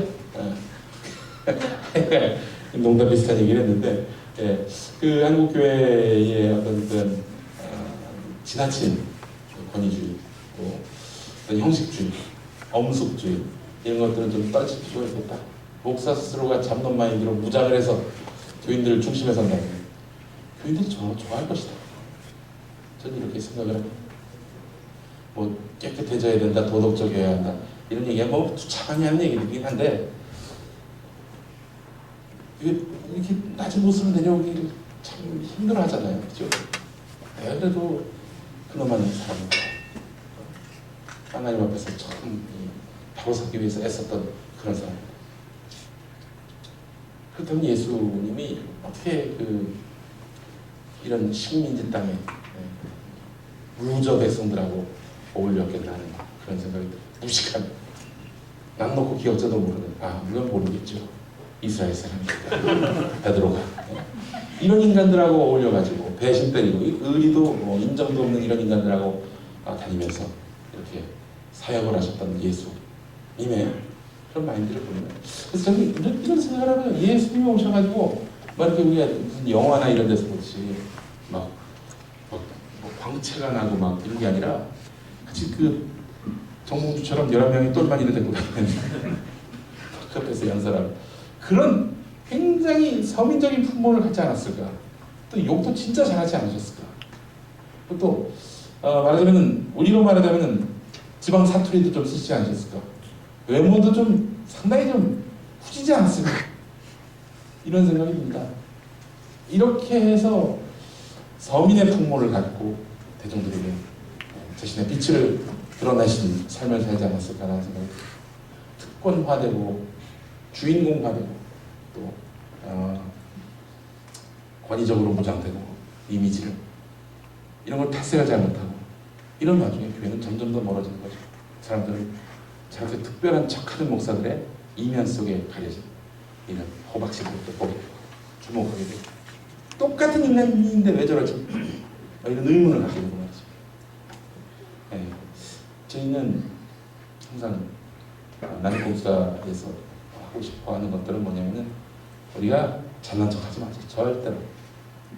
우리가 갖고 있는 색깔은 아주 저질인 고급과는 무관한 한유 인생들의 모습을 보여줘야 되겠다. 그런 마음을 갖고 있습니다. 그게 우리의 메시지를 더 강력하게 하는 그런 힘이다. 이런 생각입니다. 저는 사실은 권위적이지도 않고 사실은 뭐 이게 저질이면서 굉장히 수준 있는 척하고 다닌 그런 터라서 이런 게 잘 안 돼요. 그래서 이제 어제 같은 경우도 모 신문사에서 순위권은 들지 않았는데 이달에 꼴값 하는 사람, 저하고 이명박 대통령이 동반으로 선정이 됐어요. 굉장히 악의적인 그런 의도가 있어 보이는데, 그거 뭐 너무 충격을 받았어. 내가 이런 희화화의 대상이 되다니. 근데 돌이켜보니까, 아니 내가 그렇게 되지 않고서는 어떻게 스스로 저질이다, 잡놈이다 이렇게 얘기하고 다닐 수 있겠는가라고 생각했을 때, 이게 나에게 좋은 기회다라는 생각을 하면서 속으로 그랬죠. 그래, 씨발 나 조시다 씨. 그런 얘기를 이 마음을 품면서 애스럽지 않게 받아들이기로 했습니다. 그러니까 대중 앞에서 잘난 척하지 말고요. 우리 모두 똑같은 잡놈들이다 이 마인드를 갖고 신자들 앞에 다가섰을 때 신자들이 그 가운데서 아니 저 사람 저질 아니야 이렇게 생각하기보다는 우리하고 같은 마음을 갖고 있는 사람이네, 정서적으로 같은 마음이네. 잘난 척하지 않네. 우리가 가르치려 들지 않네. 이 마음을 발견했을 때 비로소 소통의 그런 장이 열리지 않겠는가라는 생각이 들고, 그것이 메시지를 공유하는 데 있어서 굉장히 뭐랄까요, 순탄해지지 않겠는가, 그런 마음을 갖습니다. 그래서 한국 교회가 이제 새로운 변화를 모색하는 그런 시점 속에서는 뭐 도덕성을 회복하는 것도 중요하고, 또 목사님들 스스로 열심히 기도하시는 또 신학생들, 또 전도사님들이 열심히 또 말씀을 연구하고 또 삶에 실천하는 그런 자세도 필요하지만, 대중 속에 뛰어들어가서 한데 어우러지는 특권의식을 보이는 버시되는 그런 삶을 택할 때 비로소 이 한국교회가 2.0의 업그레이드를 이룬 그런 기회를 얻지 않을까라는 생각을 해봅니다.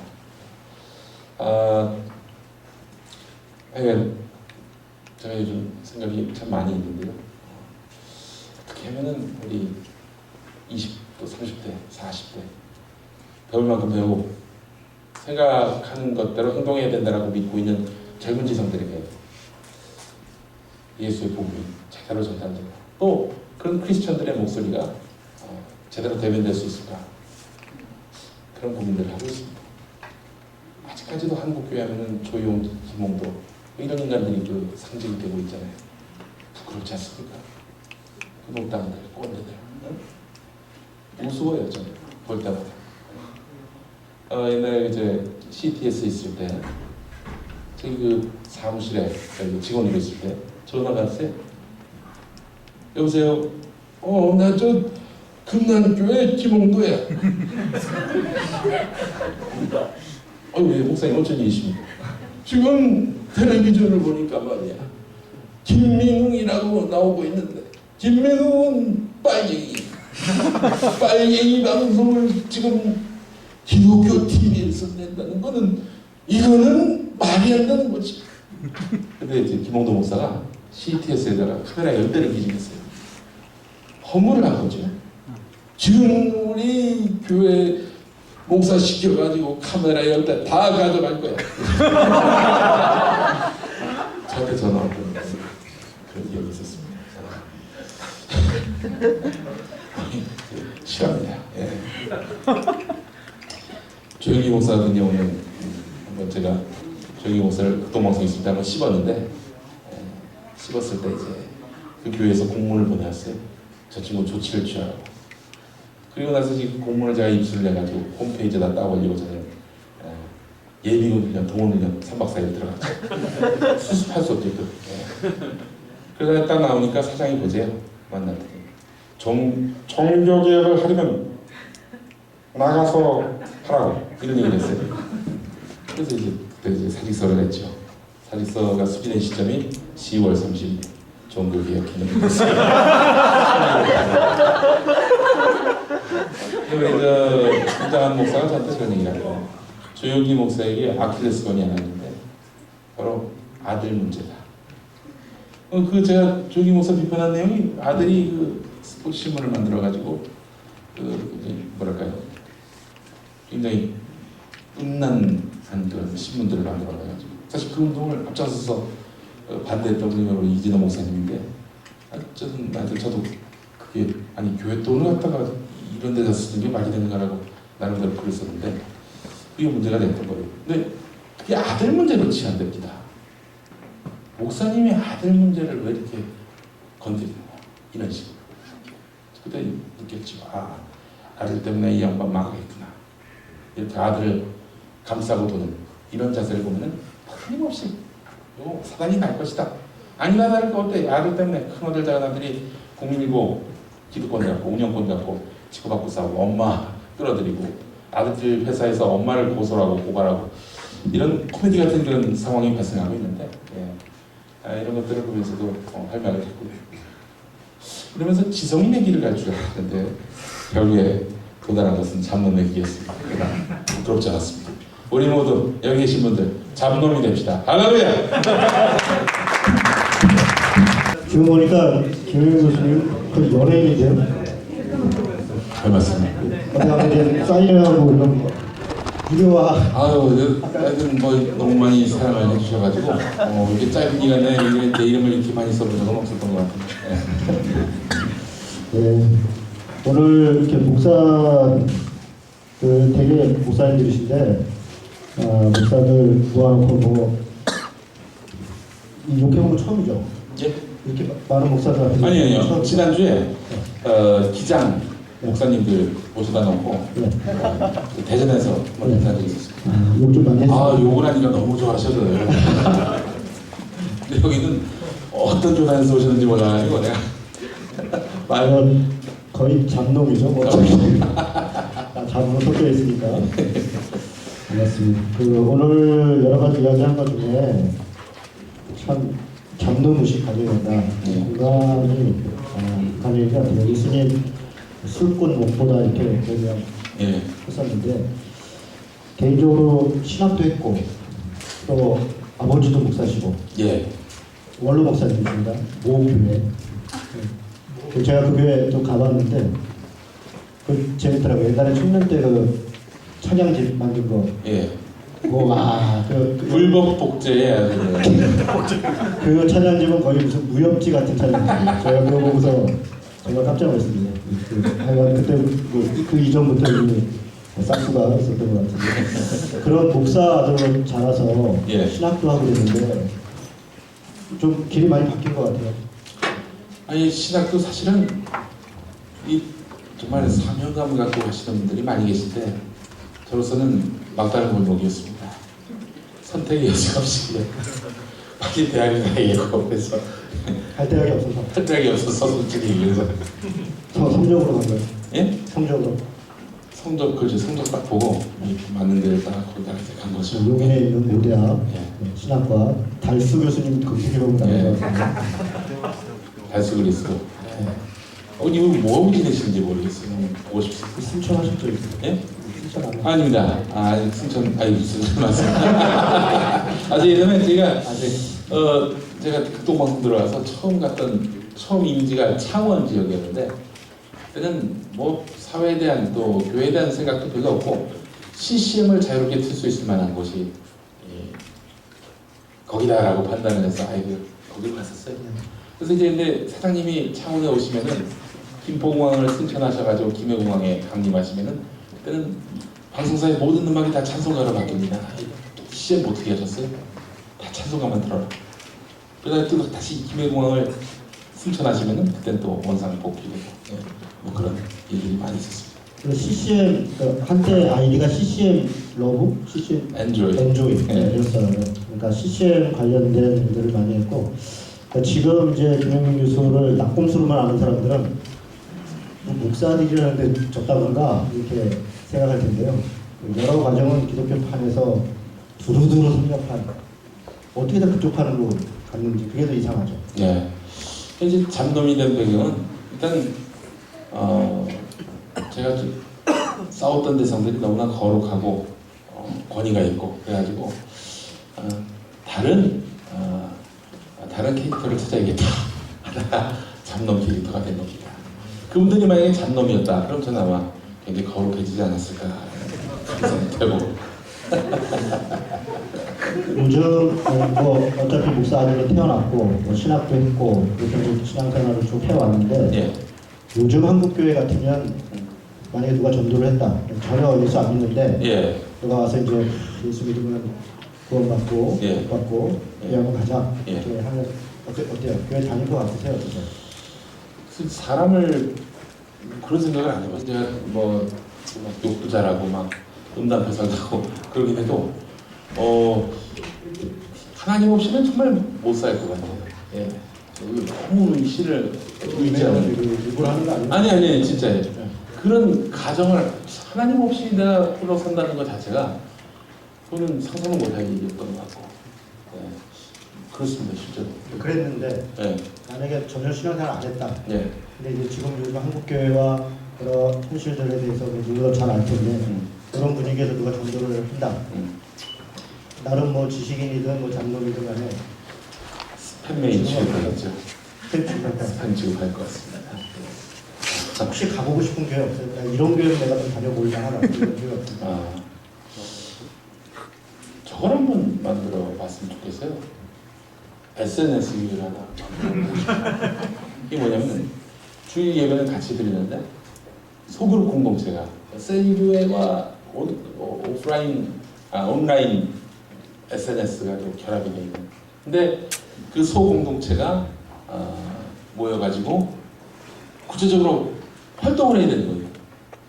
그래서 예를 들면 헌금이 100만 원 거치면은 한 30만 원 교회로 보내고 그 70만 원 갖고 자기들이 뭔가 사회 활동을 하는, 그것이 환경운동도 되고 통일운동도 되고 선교 활동도 되고, 그래서 뭔가 움직이고 활동하는 그런 교회를 만든다면은 굉장히 어떤 그 교회가 건물이어야 되고 특정 지역에 있어야 되고 그 교회를 중심으로 해가지고 새가 퍼져야 되고 이런 그 신앙 외적인 것들에 대한 고민들이 필요 없는 그런 교회가 있으면 어떨까 하는 생각이 듭니다.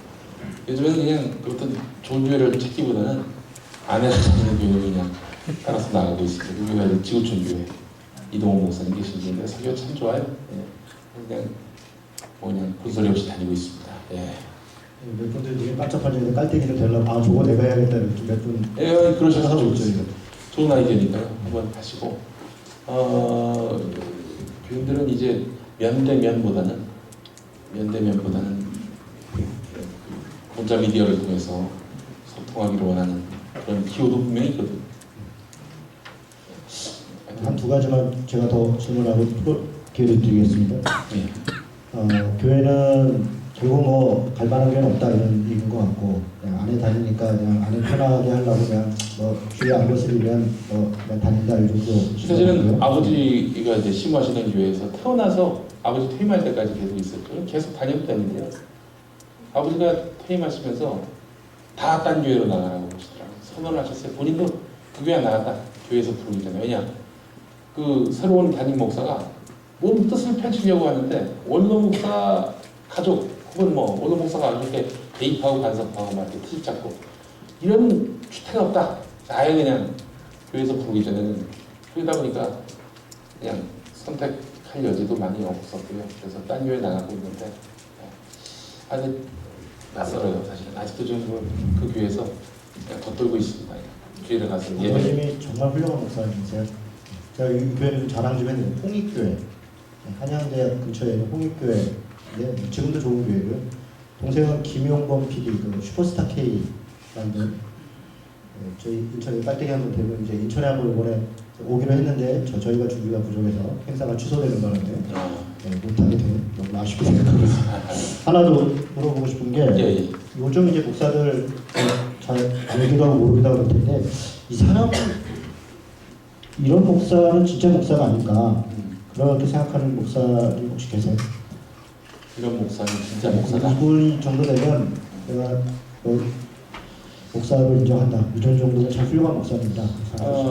다녀서 그런지 모르겠지만 이동훈 목사를 보면은 대형 교회가 갖고 있는 문제점들을 깊이 성찰한 흔적들이 많이 느껴져요. 그래서 대형 교회가 갖고 있는 어떤 그 익명성의 문제들 그런 거 없애려고 셀 교회를 굉장히 강조를 했고 거기에서 활동하지 않으면 우리 교회 아니다 이렇게 선언을 해버리고 또 본인이 조국의 어떤 민주화 운동 당시에 아무 역할도 하지 못했던 그런 것들에 대해서 뭐 굳이 그분에게 그런 요구를 하는 사람들이 없었잖아요.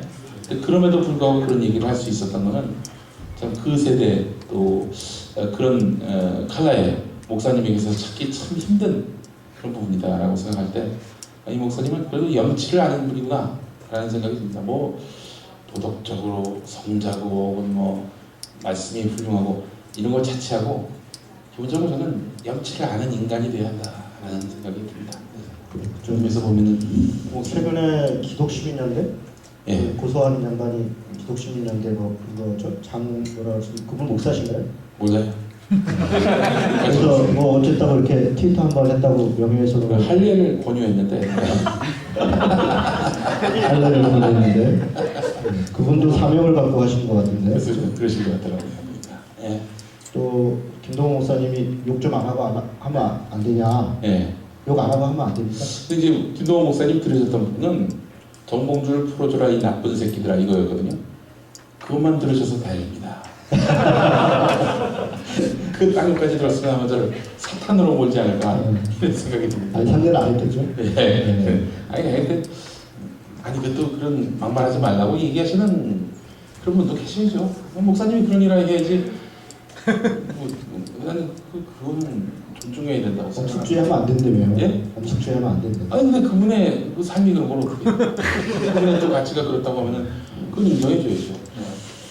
그게 엄숙주의를 버렸으면 좋겠다는 거지 엄숙주의를 버리지 않는 것은 나쁘다 이 얘기는 또 다른 부분이기 때문에 하여튼 저는 좋아합니다. 김동호 목사님 참 좋아하고 그분의 어떤 실천력 이게 참 너무 멋져요.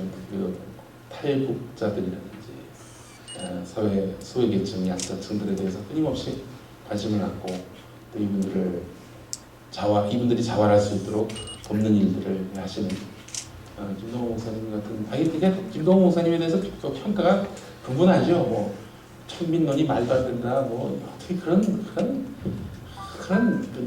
서리는 이야기를 할 수 있느냐 이런 비판들도 많이 하지만 김홍도 회비야. 천사지 왜 천사지 이런 분들만 있었으면 한국교회 욕먹지 않습니다. 근데 상대적으로 아주 훌륭한 목사입니다. 욕하니까 좀 관리하는 것 같은데요. 아니 그렇지 않아요. 저 그렇게 생각하고 있고요. 그리고 또 이제 기본적으로 낙검수가 누구를 씹는데 아이고 저희를 씹는다고 불쾌해한다면 그건 언어도 다르죠. 고맙습니다. 혹시 질문하실 분 있으시면 예. 이렇게 우물쭈물하다가 시간 남으면 4시 딱 끝냅니다. 네. 네, 안성근 쌤. 혹시 여기 마이크 좀 드릴 수 있으세요? 괜찮습니다. 낙검수에서 시대적인 상황을 굉장히 잘 읽고 파악해 가면서 예. 대응하고 있잖아요. 예. 그러한 그 분석을 근거로 예. 요즘 교회에서 많이 이야기되고 있는 주제가 종교성과 영성이라는 부분인데 예. 교회가 종교성을 너무 강화하다 보니까 예. 이제 종교성은 끝까지 왔는데 영성이 다 사라져서 예. 사람들이 종교적이긴 하지만 영적이지 못한 것에 대해서 반감을 가지고 예. 교회를 떠나고 있다는 판단을 많이 하는데 예. 근데 낙검수가 바라보는 한국 사회에서 예. 추구하는 영성은 무엇일까라고 바라보시는지 그러니까 그 종교를 떠나서 네. 일반 사람들이 예.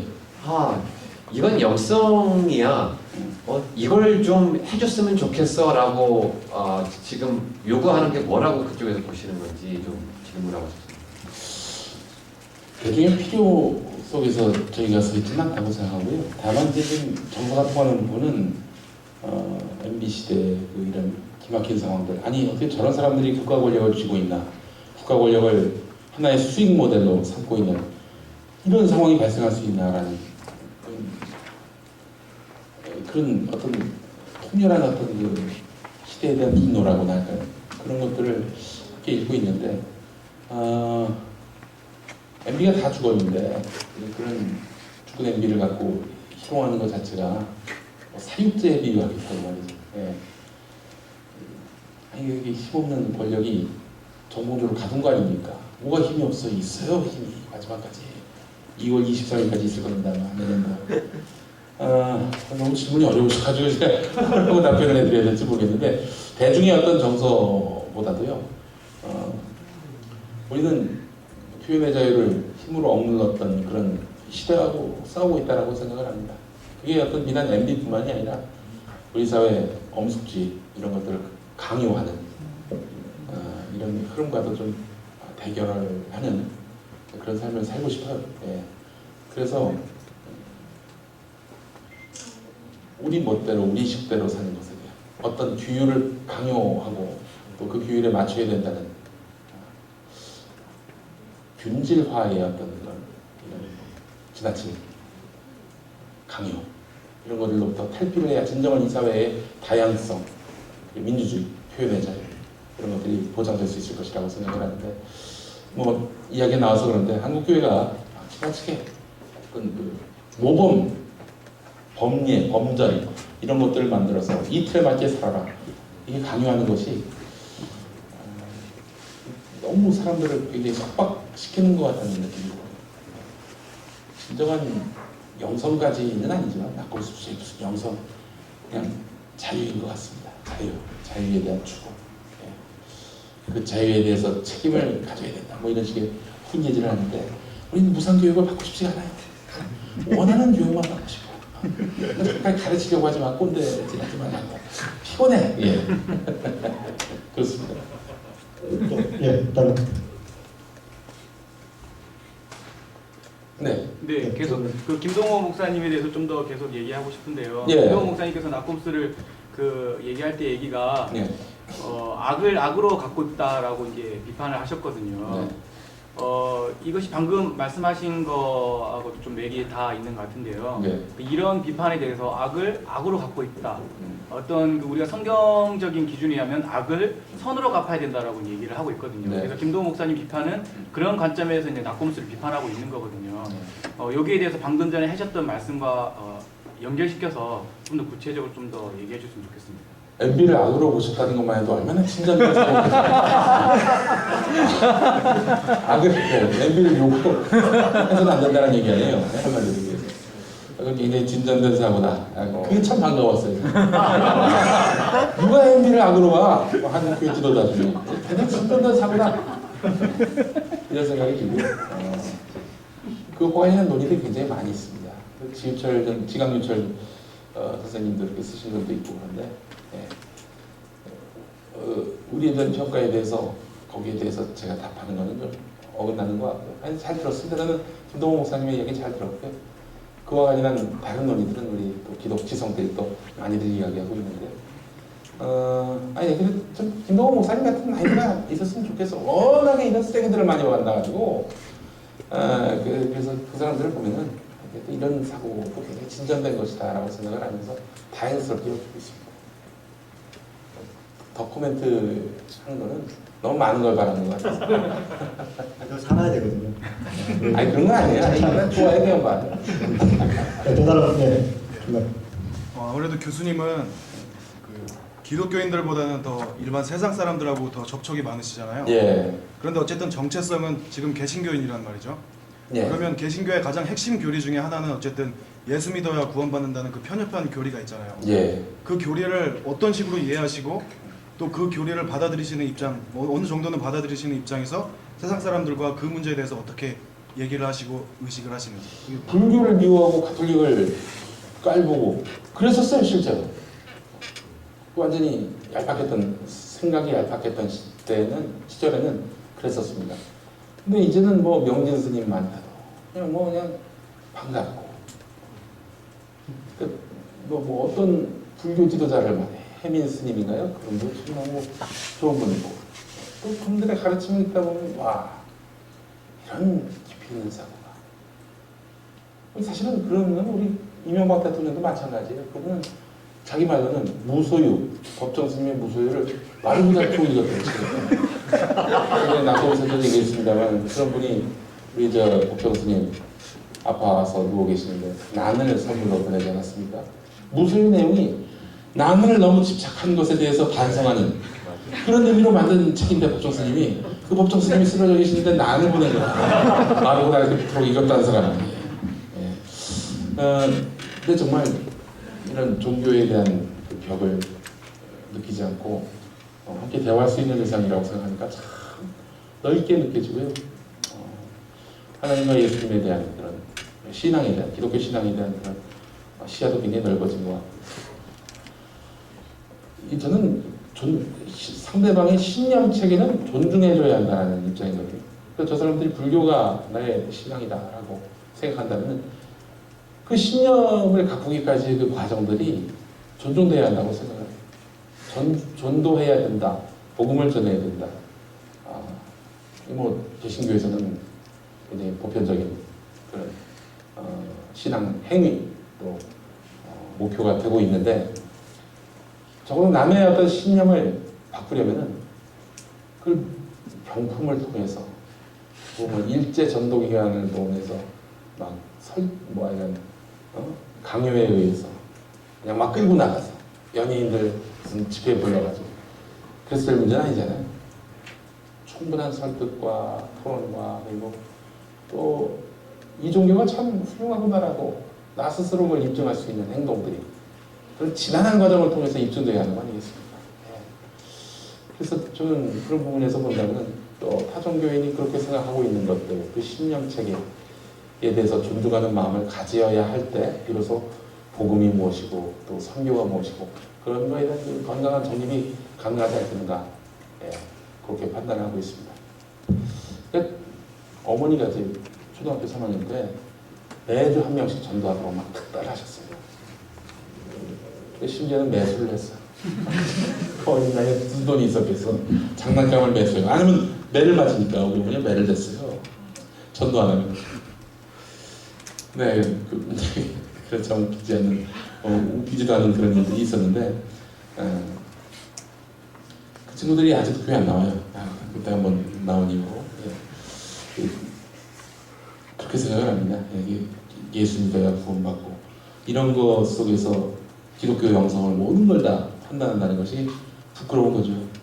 그러면서 사회적 책임을 망각하고 방기하고 그래서 교회가 썩은 거 아닙니까? 세 불리기만 해왔다. 통렬한 반성이 필요하다고 봅니다.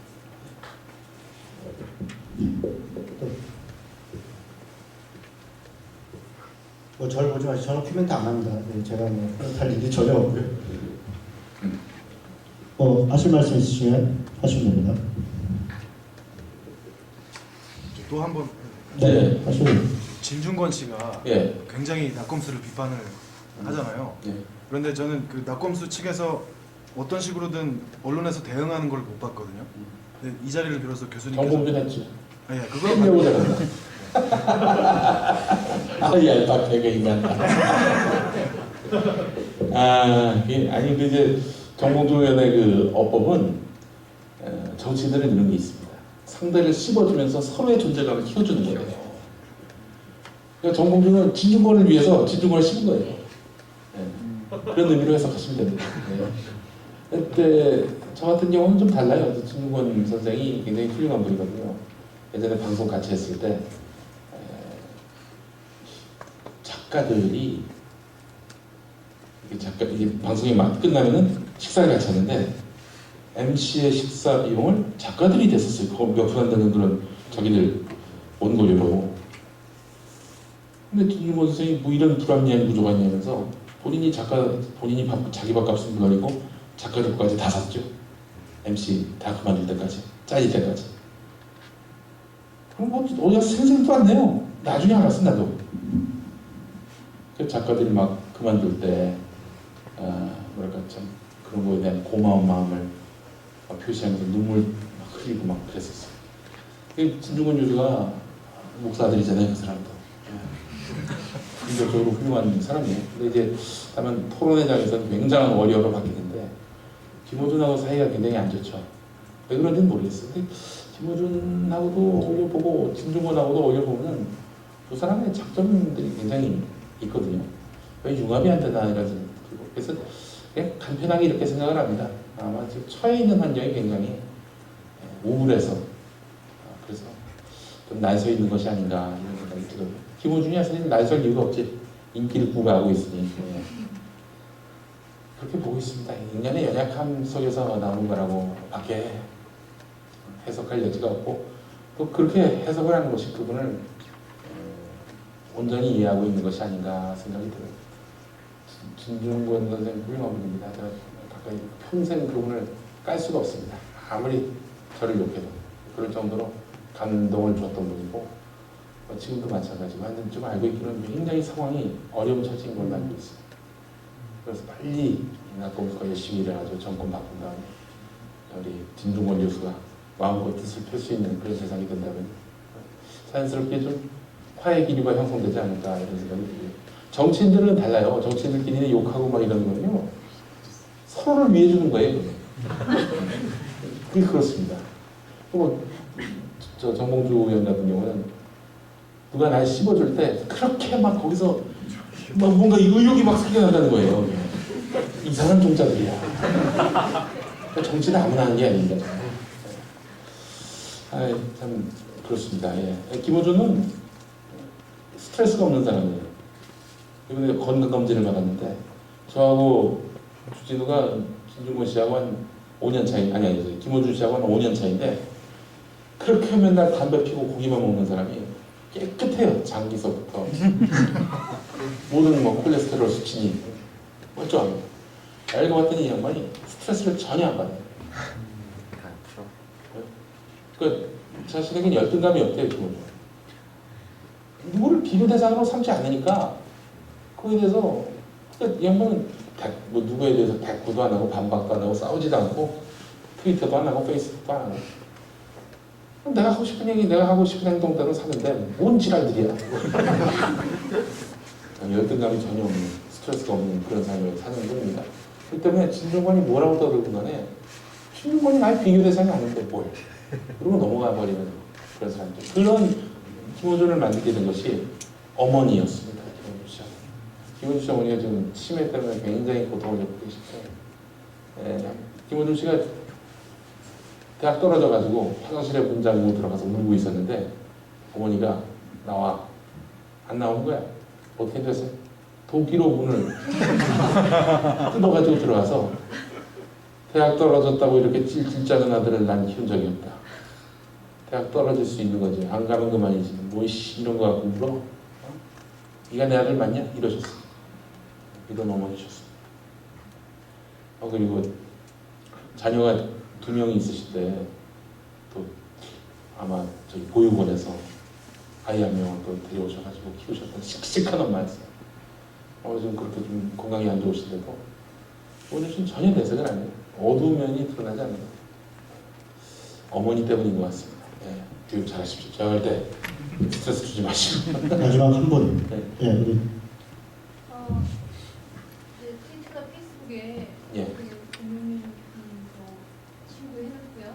올리는 글들도 잘 보고 있고요. 예. 페이스북에 그룹에 뭐 제가 너꼼수 나이타 이렇게 만들어 놓고 교회 안에 부모님들이랑 목회자분들이나 굉장히 힘들어하시는 답답해하시는 부분들을 예. 좀 소통 좀 하자 예. 이렇게 만들어놨는데 제가 초대도 했습니다. 예. 그런 것들 지켜보면서 예. 김준권 씨나 김용인 교수 아버님 목회하시는 아들로서 예. 밖에서 늘 그렇게 바라보고 계시거든요. 예. 다른 아내도 예. 교회가 누구 많이 먹고 있고 초록의 대상이 되고 있고 난감한 상황에 제가 있는데 예. 지금 아까 말씀하신 이제 관련생활 10년에 예. 그 또한 삶이 논의다 이렇게 말씀하셨죠. 예. 앞으로도 내가 진중권 씨도 이렇게 보면 그 속에 하나님 사랑이 있어 보인단 말이죠. 막 독한 얘기를 막 하고. 그럼요. 그건 밑바탕이 뭐 인격적인 뭔가 맥이 흘러요. 네, 그 속에 보면 그게 막 깔려 있다고요. 예. 기독인들의 모임하는 어떤 세미나나 이런데 잘 참여하셔가지고 예. 자기 나름 얘기를 좀 잘해주신다고요. 예. 두 분이 제가 어떤 기대가 굉장히 많이 돼요. 앞으로 하나님 앞으로 관계생활을 하고 계시면 솔직하게 자신 얘기를 해주시는데 예. 앞으로도 하나님과 함께 하시는 일 중에 일이 있다고 생각하시죠? 그럼요. 저는 이제 뭐 지금 낙검수와 관련해서는 이제 말씀드렸습니다만 각각 퇴임할 때까지만 한다는 건 뭐 변함없는 저희들의 플랜이고 그 이상 해봐야 소용이 없어요. 왜냐면 지금 아무나 이런 얘기 못하니까 낙검수 혼자 하는 거 아니에요. 근데 그 이후에는 어떻게 하겠어요? 다 할 거라고요. 특히 그 검찰은 막 살아있는 권력이 아니라 죽은 권력은 잘 비치잖아요. 일관성이 있습니다. 이 검찰이 잘 따져보면. 또 이 과학적 수사는 잘 못하지만 문학적 수사가 아주 없는 사실도 막 지어내고 말이죠. 다 알아서 할 텐데 뭐 굳이 뭐 낙검수가 있을 필요가 없거든요. 그 이후에 뭘 할 것인가 이제 저희 그 구상이 있는 건데 미디어를 만들겠다는 저희 이제 꿈 아까도 얘기했습니다만 이런 미디어를 만들고 싶어요. 기회를 얻지 못했던 청춘들, 특히 나이가 들어서 학교가 명문대가 아니라서 이런 걸로 인해서 기회가 초장부터 박탈당한 이런 청춘들과 함께 10명간 미디어 공동체를 만드는 게 제 꿈이거든요. 그것이 이제 성공을 해가지고 저도 궤도에 잡히면은 진정한 크리스천 TV 방송 만들고 싶은 게 제 꿈이고 그때는 문법과 공식이 완전히 다른 거예요. 막 방탕한 생활을 하다가 갑자기 어느 순간 막 병을 얻어가지고 막 그러다 회의에서 막 새 삶을 살았네 뭐 이런 식의 드라마 이런 거 안 하고 유치하잖아 이게 의외성이 없잖아. 그거 말고 누가 봐도 비신자가 봐도 이런 기가 막힌 그런 줄거리가 있었네. 비극으로 끝나더라도 그 안에서도 성경의 어떤 그런 가치와 메시지가 제대로 담겨있는 그런 미디어를 만들고 싶은 게 제 생각이고요. 그런 꿈은 분명히 이루어질 거라고 생각합니다. 지금까지 이렇게 광야 생활을 시킨 데에는 단 나름대로 우리 하나님의 꼼수가 있을 것이다. 광야 생활을 좀 굉장히 오래 했는데요. 예. 이제 하나님은 사전주의 분류를 받고 교회 안에 있습니다. 전 영국인이고요. 예. 문화기획을 하는 사람으로서 예. 이렇게 들으다 보니까 아까 말씀하신 것처럼 예. 그런 방송하실 때 저도 좀 띵겨주세요. 아이고. 깔때기를 거기서 네, 맞춰야 될 것 같습니다. 네, 다들 수고 많으셨고요. 참 낯설죠. 이게 목사들 모아놓고 무슨 세미나라는데 계획 콘서트를 이렇게 욕 듣는 걸 하지 않나 이게 낯설지만 그러니까 대학 끝날 때 이 전체 컨셉을 통해서 우리가 또 새롭게 배우고 생각해 있을 거라 생각하고요. 김영 교수님 마지막으로 한 말씀 하시고 마치도록 예. 아이고 저기 만장하신 우리 훌륭한 우리 이런 분들만 있었으면 한국 교회가 얼마나 멋있겠냐 하는 생각이 들고요. 예, 저는 가르치거나 혹은 이런 건 전혀 아니었고요. 제 삶을 그냥 고백하는 신앙 간증의 장이었다 이렇게만 생각을 해주시고요. 예, 잡놈들이 많습니다.